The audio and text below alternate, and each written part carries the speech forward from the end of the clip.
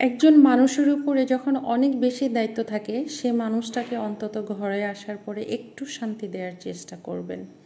আসসালামু আলাইকুম, সবাইকে ওয়েলকাম করছি শাফিন মাম্মি ব্লগ থেকে। আশা করি সবাই সুস্থ আছো, ভালো আছো। আলহামদুলিল্লাহ আমরাও ভালো আছি।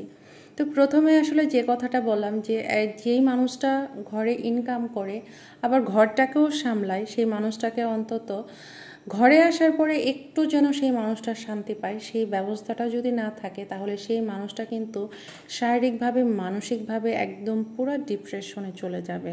কারণ অন্যের টাকা ইনকাম করা মানে চাকরি করে ইনকাম করাটা সেটা কিন্তু খুব একটা সহজ কিছু না।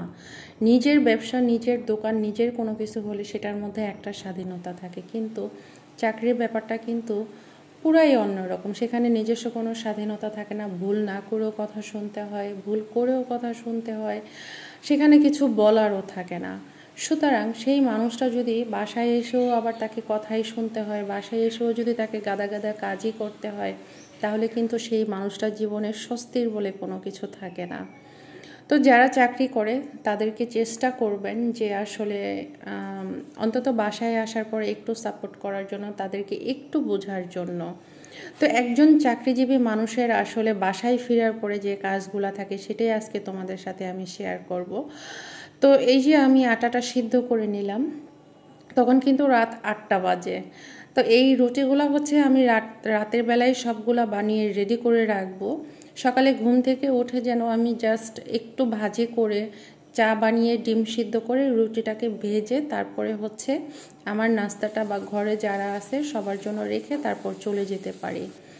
এখন মুরগির মাংস রান্না করব। এখানে পেঁয়াজটাকে ভালো করে ভেজে হলুদের গুঁড়া, মরিচের গুঁড়া আর হচ্ছে এটা ভাজা হয়ে গেলে আদা রসুনের বাটা আর হচ্ছে জিরে বাটা দিয়ে দিব।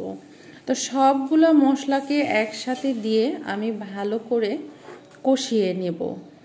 আর এটা রাতে রান্না করে রাখলে আমার একটা সুবিধা হয় কি, যে সকালবেলা উঠে আমাকে খুব বেশি তাড়াহুড়া করতে হয় না। আর নয়তো তখন ঘুমের চোখ থাকে, তাড়াহুড়া করে কাজ করতে গেলে প্রায় হয় যে আমার হাতের মধ্যে সেকা লেগে যায়, মানে হাত এখানে সেখানে পুড়ে যায়। আর রান্নাও ততটা ভালো হয় না, মানে সকালবেলা একটু শান্তি পাই আমি। যদিও রাতের বেলা করতে আমারই কষ্ট হয়, কষ্টে হলেও এই কষ্টটাই ভালো। তো যাই হোক, সব রান্না কিন্তু আবার রাতের বেলা করে রাখা যায় না। কিছু খাবার আছে যেটা বাসি খাবার কিন্তু ভালো লাগে না। একমাত্র মাংস, মাছ ভুনা এই খাবারগুলাই কিন্তু বাসি মানে দ্বিতীয়বার জাল করার পরে মনে হয় যে টেস্ট আরও বেড়ে যায়। যে খাবারগুলো রাতে রান্না করা যায় না আবার সেগুলা কিন্তু আমি দিনের বেলায় করি। তো যাই হোক, একজন চাকরিজীবীর মানুষের জীবনটা কিন্তু ততটা সহজ না। অনেক হিসাব নিকাশ করে মিলিয়ে মানে রুটিন মিলিয়ে সমস্ত কিছু করতে হয়।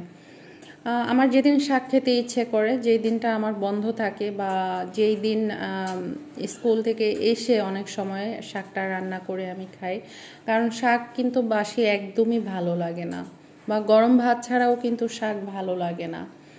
তো এই জন্যই বলি যে আসলে একটা চাকরিজীবী মানুষকে তোমরা একটু হলেও স্বস্তির দেওয়ার চেষ্টা করবে, তাকে বুঝতে চেষ্টা করবে। আর যদি দেখা যায় যে তার সাথে এরকমই চলতে থাকে তাহলে কিন্তু তার ভিতর আস্তে আস্তে শেষ হয়ে যাবে। আর এটা ছিল চাল কুমড়া দিয়ে ডাল রান্না। কে কে এইভাবে খাও অবশ্যই কমেন্টসে জানাবা। আজকে এই পর্যন্তই, আল্লাহ হাফেজ।